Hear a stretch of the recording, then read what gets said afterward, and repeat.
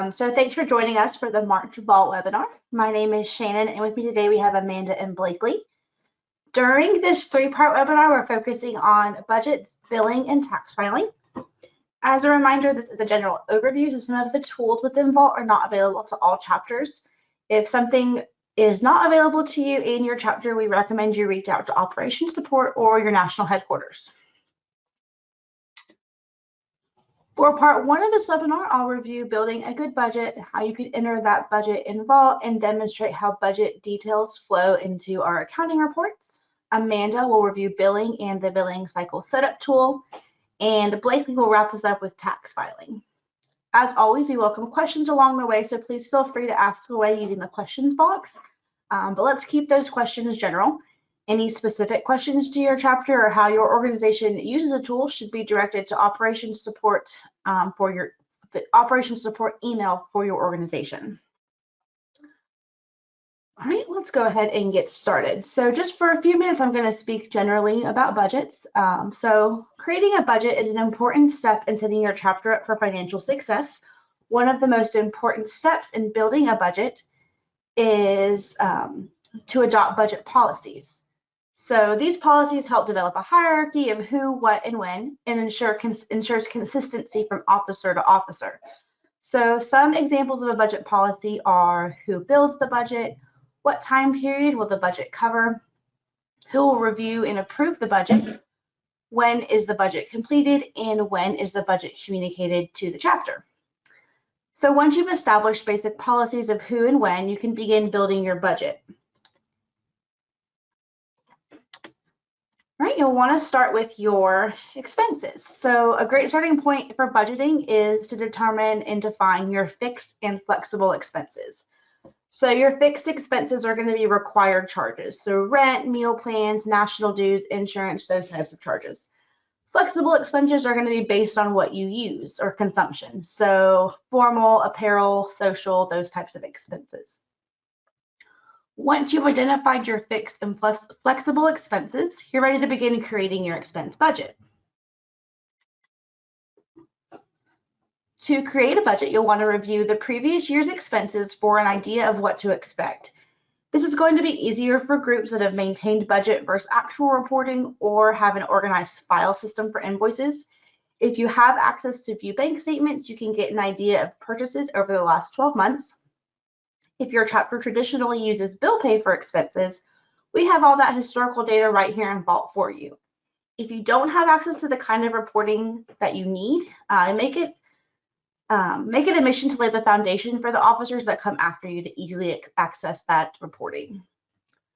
So once you've reviewed your previous year's expenses, you'll want to input your fixed costs. Again, those are the items that are going to be required.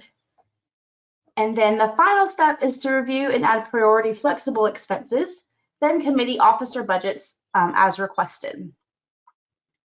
So now that you know exactly how much the chapter will pay out in expenses, it's time to budget for your chapter's income to cover those expenses. So first, you'll want to ensure that you've accounted for all of your fixed and flexible expenses, savings, and contingency plans.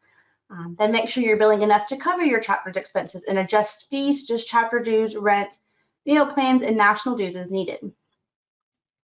Adjustments to expenses may be necessary if an increase to chapter dues is not an option. If your chapter is unable to increase chapter dues, you'll need to review those flexible expenses and make cuts as needed. Next, you'll want to review chapter policies and bylaws for items such as late fees, fines, and early payment discounts, and determine how those policies can affect member payments. Those types of incentives are just usually ways to ensure timely payments from members, but don't rely on the income from that. Any money received from those should be considered bonus funds and should not be accounted for in your chapter's projected income. Once you've determined your income and expenses, you're ready to enter your budget details into Vault. So Megavise budget tool makes creating and maintaining a budget easy and incorporates your budget into accounting reports to save time. So give me just a moment and we'll switch over to Vault.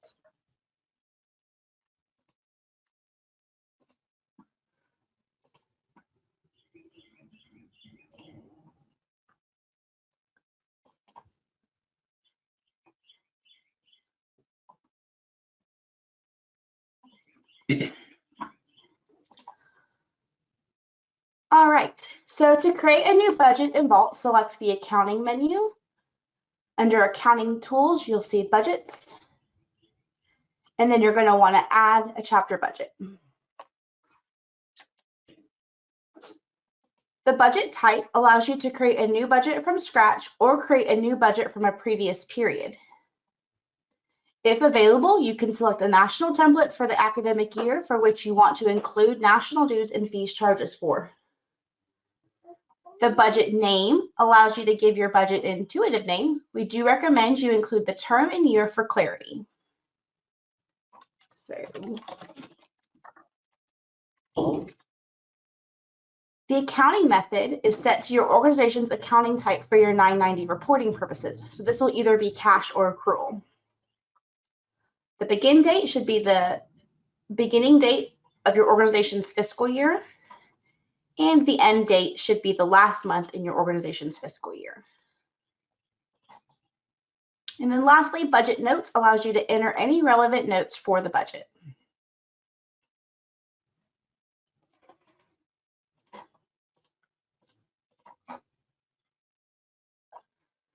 So once all that's filled out, you'll just click Save and Continue, and you'll move on to budget groups.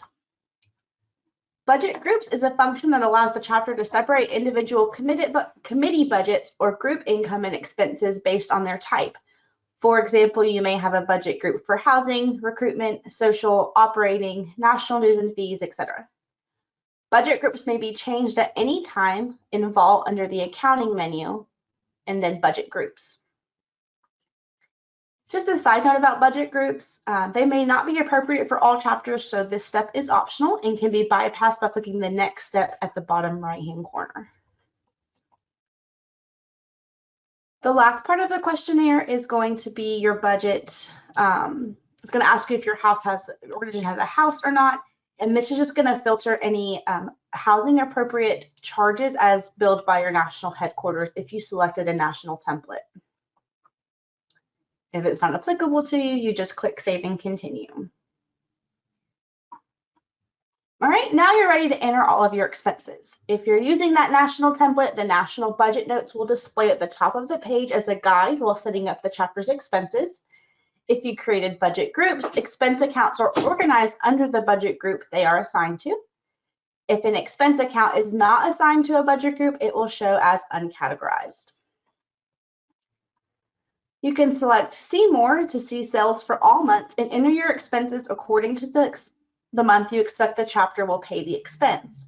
If multiple months are selected, you'll need to divide the total amount over the months applicable. So for example, if the total amount of the expense is $25, but it will be paid in September and December, you'll enter $12.50 for the month of September and $12.50 for the month of December. Once all expenses have been entered, click Continue to Next Step in the bottom right-hand corner.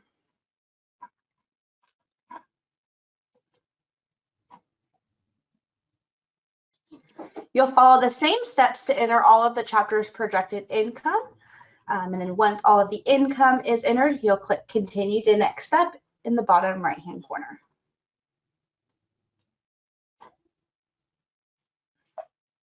The final step in entering the chapter's budget is to review all income and expenses entered for accuracy. You can use the See More and See Less toggles to review each account code, and you can click the budget amount to see the details of that budgeted amount. It is important to ensure that your income is at least equal to your expenses so the chapter does not run a deficit for the year. Your net income should always be in the black and never in the red as it is shown on the screen. From this page, you can also add or edit budget notes and download various budget reports. You can use the blue navigation bar at the top to go back to previous pages at any time while creating your budget. You could just simply click the step that you want to go back to, and then the step shaded in dark blue indicates the step that you're currently on. So once you've completed your budget, you'll click Save and Complete. And your budget now lives in Vault and can be viewed and revised as needed by any Vault user with access to the accounting menu. Once the chapter's budget has been created, the budget will interact with the accounting reports in Vault under the accounting menu. Using the income statement to view the budget versus actual will help the chapter track their actual income and expenses versus what was budgeted for the year. So the income statement provides transparency to the chapter's finances and insight into budget adjustments that may need to occur. The income statement also provides a budget performance report, but that is a helpful tool when you're preparing next year's budget. All right, that wraps up the budget portion of the webinar. We'll take a few seconds to check out any questions before I pass it over to Amanda.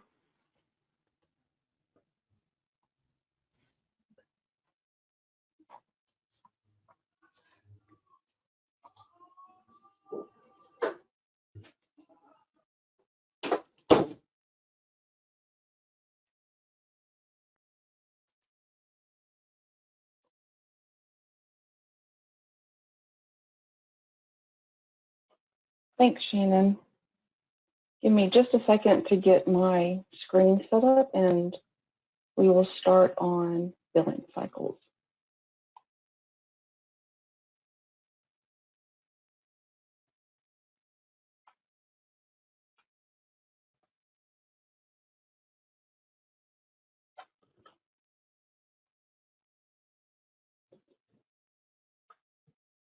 I'm going to show you the billing overview tab and the billing cycle setup tool, which allows you to set up your chapter's billing each semester. This will allow you time to go ahead and get your summer and fall billing set up.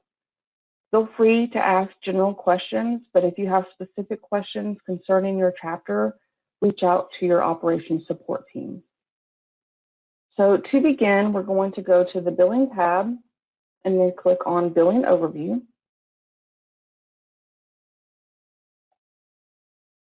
There are 4 sections on the billing overview tab: billing cycles, scheduled charges, billing options, and the billing summary.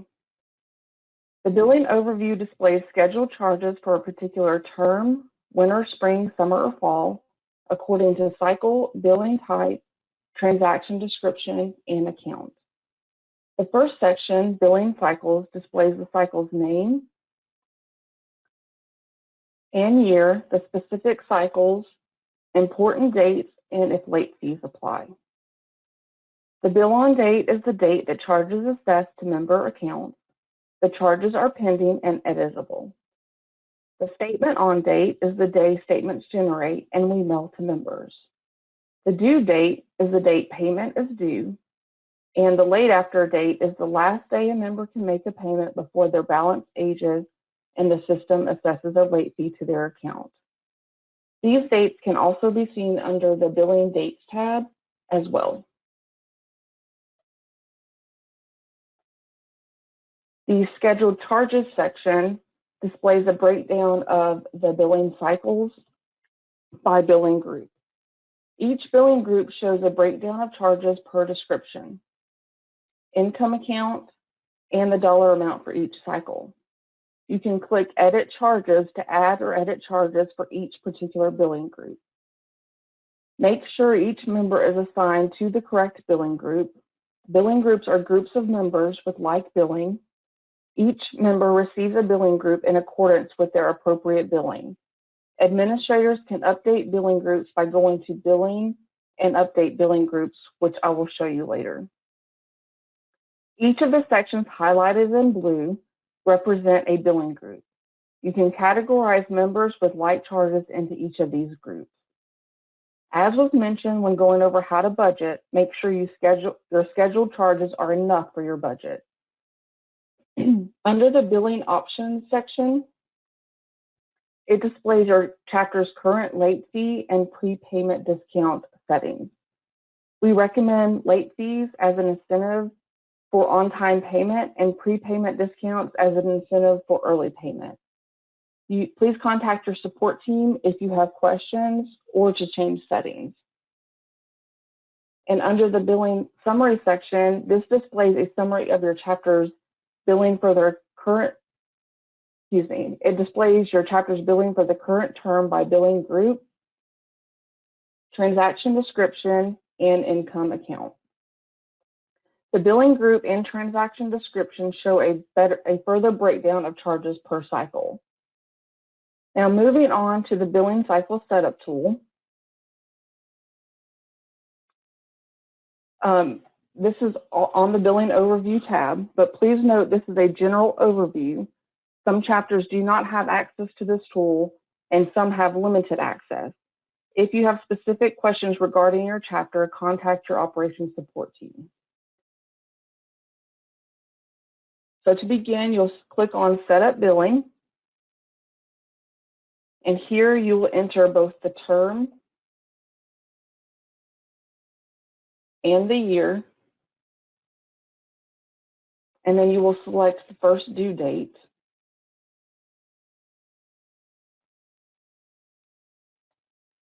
And how many days you want the late after date to be. If late fee and prepayment discount changes are needed, you'll need to contact your support team. You will click Next to go to the second step. And from here, you will select the term you wish to copy charges. All billing cycles are copied from a previous term and can then be edited. Each billing group is listed with copied charges, and each group has an option to edit the name of the group, add notes to the group, and edit the charges in the group. You can select Edit Charges to edit descriptions, income account, and amount. Previous term scheduled charges are for that billing group display for reference. Additionally, you can copy charges from a different term or from another billing group during this step. Ensure that requirements for international headquarters are met. If unsure, reach out to your support team. Also, please note when copying charges from a previous term, make sure those charges apply to this term.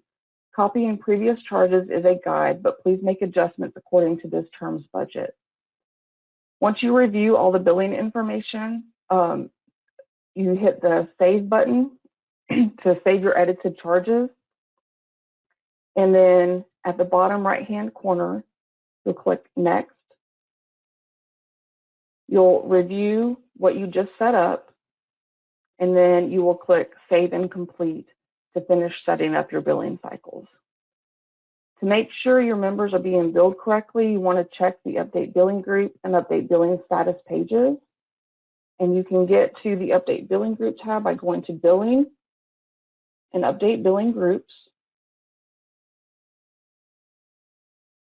You can also update members' billing status from the Update Billing Status tab. This is where you mark a member active or inactive for billing. Their billing status is not the same as their member status. Their member status is what your headquarters has, such as new member initiate or alumni. Billing status is if a member being actively billed or not. They are either active or inactive. If they are inactive, they will not receive any new charges automatically. Active means they will receive new charges automatically based on billing group. It's important to note, as long as a member has a balance, we will continue to send them statements even if their billing status is inactive. You can also use our Help Center that can help you with any billing questions. That is all for the billing portion. I'm going to look to see if there are any questions. And now we are on to the last portion of our event today, which is to talk about vault tax filing. Each year, your organization is responsible for filing a 990 tax return with the IRS to maintain your organization's tax-exempt status. Vault helps simplify this process for you, and our dedicated accountant will take care of filing your completed returns. Your tax filing deadline will depend on your organization's fiscal year. For instance, your organization follows a calendar year, which means that their fiscal year ends on December 31st. Then your Form 990 deadline would be May 15th. However, many organizations have fiscal years that start mid-calendar year, and those organizations have different deadlines as well. If your fiscal year begins in June and ends in July, the Form 990 filing deadline for you would be October 15th. If you aren't prepared to file your Form 990 by the deadline for any reason, you can request an extension and your due date will be postponed by 6 months. Our tax specialist is currently following up with chapters who have extended returns due soon, so please make sure that you're on the lookout for emails from either beth@omegafy.com or 990@omegafy.com. Vault is here to make filing your 990 a breeze. To provide the information needed to process your returns, you will submit a 990 report on Vault. So we're going to take a look together at how to get that done. First, you're going to go to the accounting section, and then under accounting tools, you'll select tax filing. Here you're going to see a list of all of your past 990 reports that have been submitted through Vault. To start a new report, just select Add 990 Report. And then we're going to complete the questionnaire. So first we'll complete the report's date section. The 990 report start date is going to be the first day of your fiscal year, and the end date should be the last day of your fiscal year.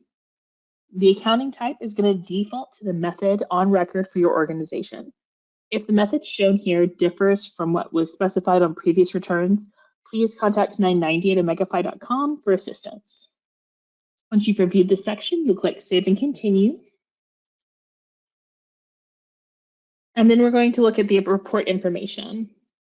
You're just going to list any other names that you do business as or a DBA name. You'll let us know if the organization was terminated, suspended, or any sort of change in status over the past year. You'll check whether or not your organization's gross receipts are typically less than $50,000. You'll enter your organization's mailing address. This is going to be a permanent mailing address, not the personal residential address of your officers. So what we do recommend is that you use a PO box for your permanent address to maintain consistency as you transition from officer to officer each year. You'll fill out the name and the address of the organization's principal officer. Typically, this is going to be the chapter president, but it could also be another elected chapter officer with decision-making power as well. Next, we're going to fill out who's going to sign the return. The form is typically signed by the chapter's treasurer, their VP of finance, or whatever your equivalent office is, but this can vary. It should be signed by an elected chapter officer, though, not an alumni or a chapter advisor. You'll also state whether or not a 990 or a 990N has ever been filed for your chapter in the past. If you're unsure of whether your chapter has previously filed a 990, the first place to check is the Vault tax filing page. So once again, you're going to go back to that accounting section, and then under accounting tools, select tax filing. If Omegafy has completed returns for your organization, you should see the 990 reports listed under that heading. And to view the completed document, you'll just click on the paperclip icon in the actions column. You should see documents that are attached there, and then under completed documents, you should look for a return PDF. If there are no 990 reports on the Vault tax filing page, this just means that Omegafy has not filed returns for your chapter before. So in that case, you're going to need to search the IRS website for this information. You can search by your employer identification number, or EIN, or by your organization name. Once you find your organization on the website, you should be able to see any recent returns that have been filed. So once you've determined if your chapter has previously filed a 990 report, you'll then enter your chapter's federal tax identification number. Again, that's that EIN number that I referred to. And you're going to enter that twice just to verify that you have that in there correctly, and then click Save and Continue. You're going to be given an estimated filing cost based on the information that you've provided. Once you review this, we'll click the button to continue. And here you're going to see an engagement letter, which will pull in the signing officer's name. This letter just lays out the service expectations between you and Omegafy for tax filing. Once you review this, you'll click Authorize. And then on the final screen, when you're ready to move forward with fully submitting your Form 990, select Submit 990 Report, and then at that point, it will be sent over in the system to our tax specialist. Once the form is submitted, it will show as submitted in your tax filing list. you'll see that down here. If you see that the status is pending, this means that there's still an outstanding field that you need to complete. So you can make edits to the pending reports by clicking on the pencil icon. You could delete a pending report by clicking on the trash can icon. And then just like we looked at earlier, that paperclip icon has any documents that are attached to that questionnaire for you. I will make a note that some organizations file group tax returns, so you may not see this option available to you. If you don't see an option to submit a 990 report in Vault and you have any questions about your requirements for tax filing, we do suggest that you reach out to your headquarters for additional information. And I'll pause here and just check our questions, see if we have any questions. Couple questions for the web address. If you could go back to that screen so they can get that address again. Absolutely. Let's see. Give me 2 seconds to navigate back there.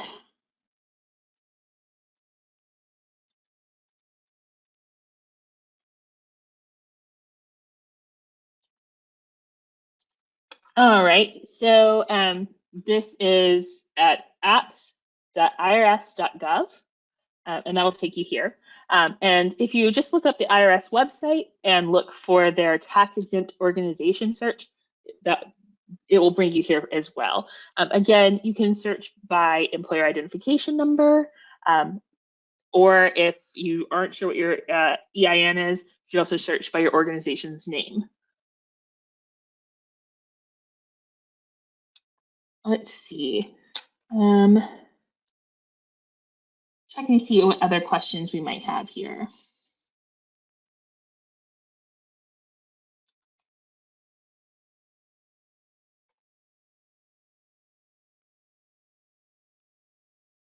Okay, so I do see that we have that takes care of all of our tax related questions. If you have questions about other aspects of Vault, we will touch base with you about that. And I want to just give you guys a couple of more minutes. So if you have any other questions, please go ahead and drop those in the chat. But if you need to jump off, I just want to say thank you so much for joining us today. We appreciate your time and your attention, and look forward to having you on with our next webinar.